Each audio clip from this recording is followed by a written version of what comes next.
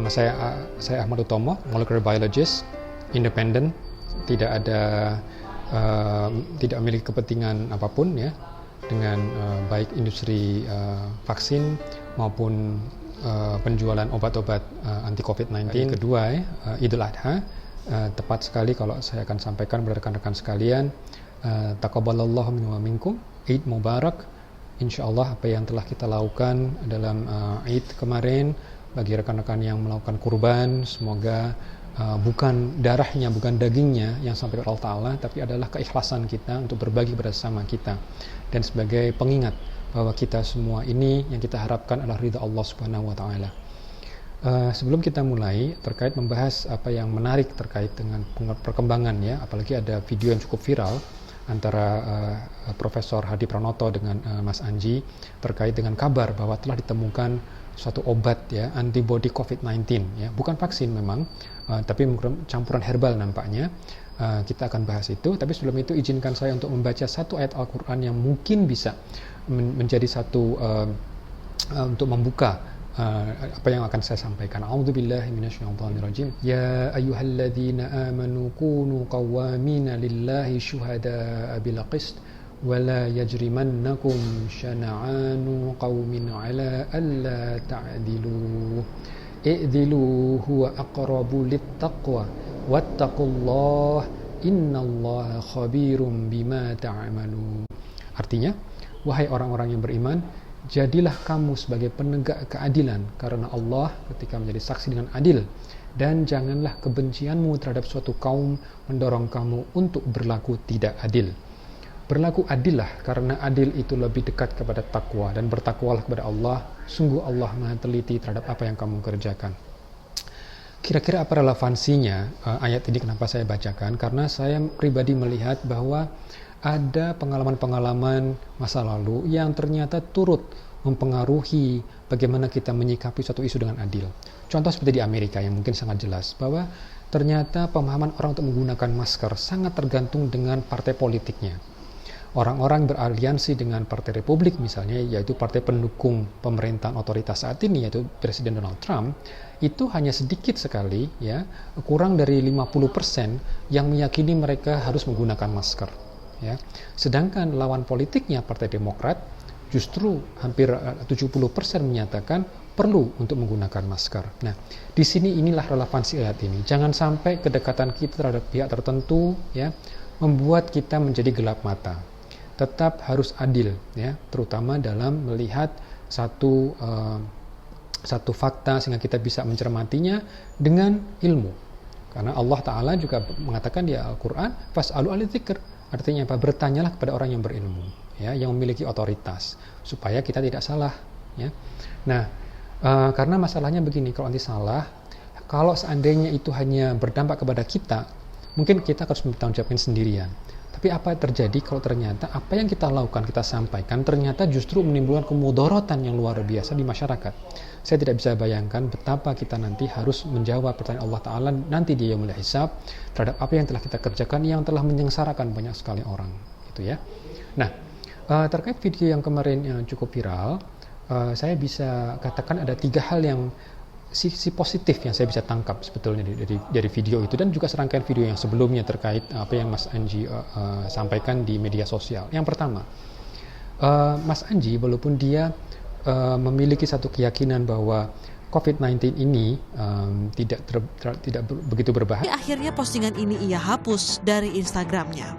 Saya yakin bahwa COVID-19 ini tidak semengerikan apa yang kita dengar, apa yang kita baca, apa yang kita tonton. Tapi saya memilih diam dulu. Untuk apa? Untuk melihat keadaan. Ya, tapi kalau kita lihat videonya di Kompas TV, beliau menyampaikan tetap menggunakan masker. Nah, kita perlu memberikan kredit dan apresiasi bahwa apapun keyakinan kita, apakah itu konspirasi atau bukan, satu hal yang kita harus sepakati bahwa Indonesia pakai masker, ya, dan ini satu hal yang bagus. Ini contohkan yang baik sekali oleh Mas Anji. Yang kedua, dalam video yang baru saja viral ini terkait dengan diskusinya dengan Profesor Hadi Pranoto, di sini nampak bahwa Mas Anji mulai terbuka. Ini memang saya kemarin memberikan sebuah pernyataan, Prof. bahwa COVID-19 tidak semengerikan yang diberitakan. Tapi Prof barusan bilang bahwa COVID-19 ini ganas. Seberapa ganas, Prof? COVID-19 itu kalau dibilang ganas, memang sangat ganas sekali karena sistem kerjanya sangat cepat. Ya, ketika dia bertanya apakah ini begitu berbahaya, lalu diterangkan oleh Profesor Pranoto bahwa ya ini memang berbahaya. Dan kita lihat dari raut muka gestur Mas Anji bahwa dia mulai menerima, ya, bahwa ini memang suatu penyakit serius dan memang perlu memiliki satu tanggung jawab yang serius juga, ya. Apakah nanti harus pengembangan obat, ya, atau pengembangan vaksin dan sebagainya. Nah, itu yang kedua. Yang ketiga, dari percakapan yang hampir 30 menit ini kita juga bisa sadari ada satu hal yang saya juga setujui, bahwa memang sampai sekarang belum ada ilmuwan yang bisa meyakini bahwa vaksin yang ada sekarang ini mampu mencegah atau mengobati COVID-19. Nah, disinilah kita memang perlu apa yang disebut dengan uji klinis. Nah, hanya saja nanti kita akan bahas bahwa yang namanya uji klinis itu juga perlu dilakukan tidak hanya untuk pengembangan vaksin, tapi juga pengembangan obat. Ya, jadi mungkin ada sedikit catatan sekarang, ya. Ini bukan satu serangan secara pribadi terhadap figur Mas Anji maupun kepada Profesor Hadi Pranoto, tetapi ini bagian dari upaya saya sebagai ilmuwan biologi molekuler untuk memberikan minimal pengetahuan pada masyarakat, ya, bagaimana sebetulnya saintis itu bekerja, bagaimana sains itu bekerja, terutama dalam upaya kita untuk mencari solusi. Jadi yang pertama adalah terkait dengan klaim yang digunakan dalam video tersebut bahwa telah ditemukan dan diklaim telah berhasil menyembuhkan ribuan orang dengan COVID-19 dengan menggunakan satu ramuan herbal, ya, dan disebutnya antibody COVID-19. Kita berikan herbal antibody COVID-19 ini, alhamdulillah semuanya sembuh dan sehat. Ribuan, Prof? Ribuan, ya. Kalau ribuan kan artinya... Jadi di sini yang menjadi hal yang menarik adalah kita harus melihat datanya seperti apa. Ya. Hingga saat ini saya belum melihat data dari ramuan ini yang diberikan, gitu ya. Karena kalau tidak dijelaskan secara terbuka apa saja isi ramuannya, bagaimana struktur molekulnya, bagaimana dia bekerja, itu bisa jadi masalah. Dan disitulah konspirasi itu mulai. Karena apa? Karena konspirasi itu selalu bermasalah dari sisi kerahasiaan informasi. Nah, karena kerahasiaan informasi atau tidak jelasnya informasi, makanya orang mulai berspekulasi. Nah, saya tidak berharap dari ramuan yang mungkin berpotensi ini justru disembunyikan juga, atau minimal tidak di-disclose. Kenapa? Karena sekarang di dunia ini banyak sekali upaya terbuka oleh berbagai macam industri farmasi sekalipun, walaupun mereka selalu dituduh sebagai biang kerok konspirasi, tetapi perusahaan farmasi selalu secara terbuka, ya, seperti misalnya obat antivirus lopinavir, ritonavir yang digunakan biasanya untuk anti HIV, dan mereka melakukan uji klinis melibatkan 199 orang pasien COVID-19. Apa hasilnya? Tidak berhasil, ya. Jadi mereka bandingkan antara misalnya di sini ada dua macam pasien, satu dengan kombinasi lopinavir, ritonavir, satu dengan obat yang biasa. Lalu mereka bandingkan apakah ada perbedaan dari sisi waktu mereka sembuh, gitu.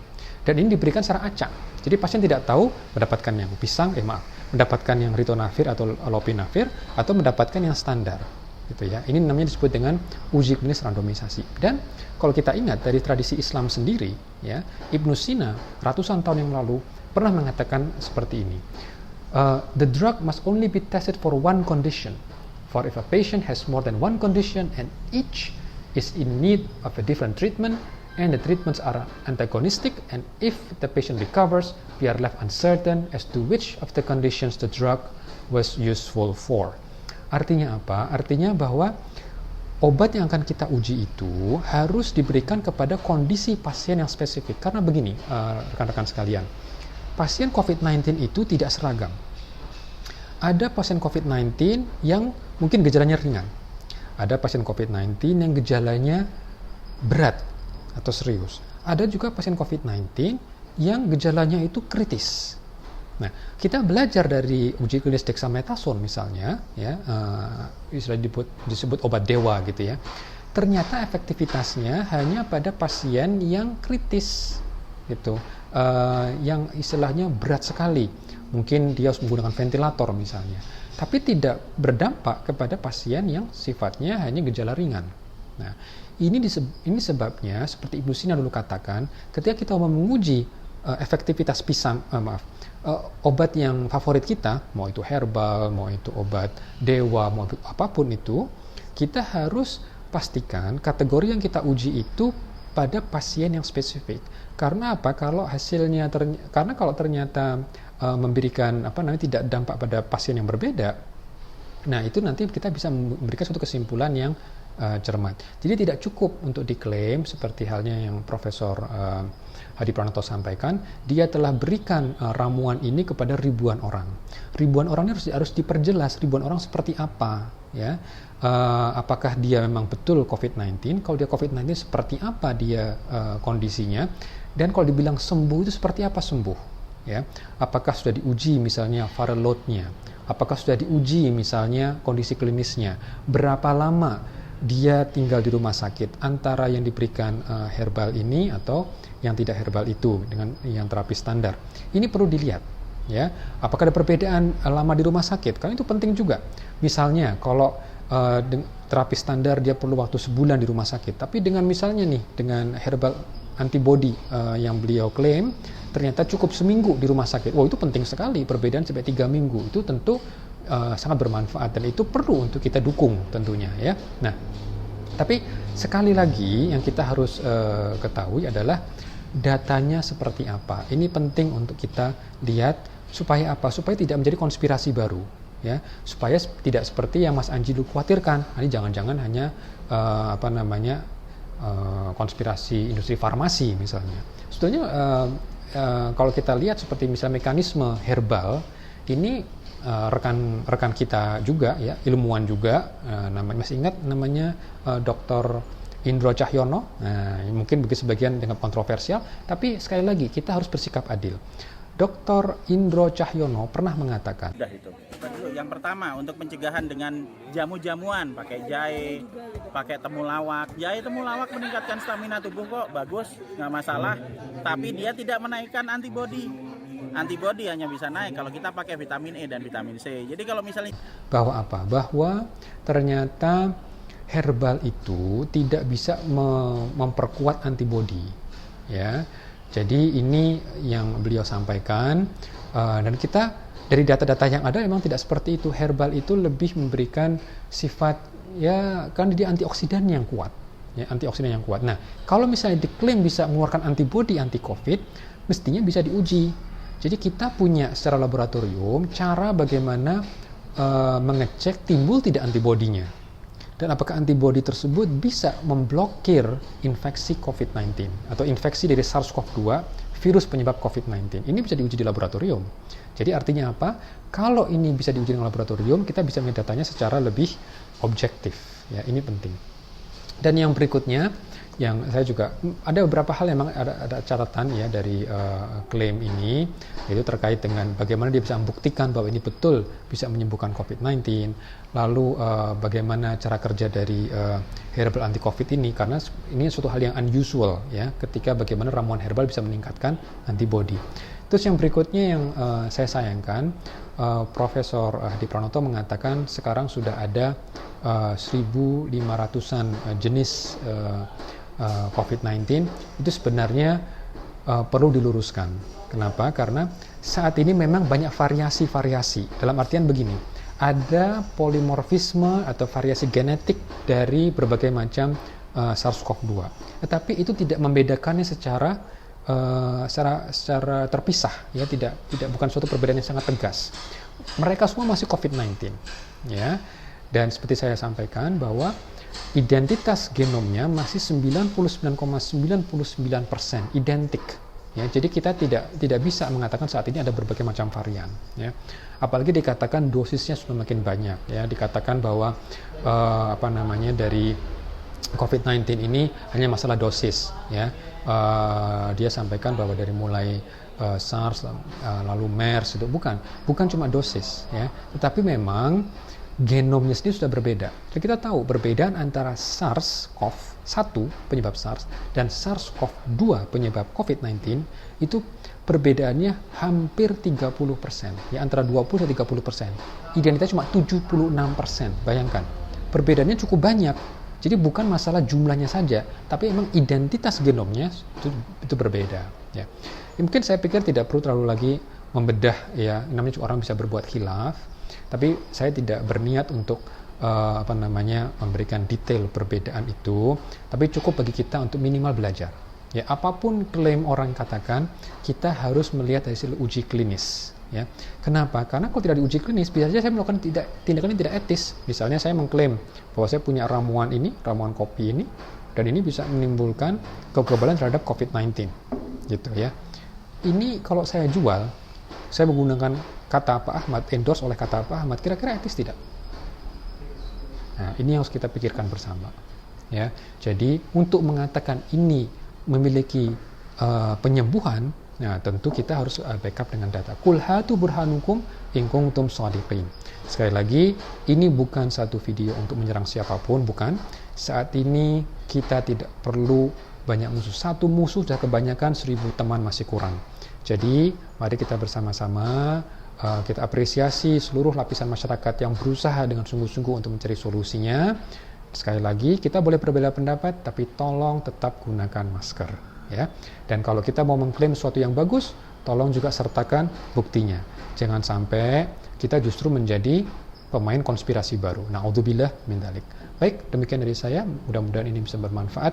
Sekali lagi, Eid Mubarak. Mudah-mudahan di tahun depan kita kembali sudah menjadi normal kembali seperti sedia kala, insya Allah. Baik, terima kasih. Assalamualaikum warahmatullahi wabarakatuh.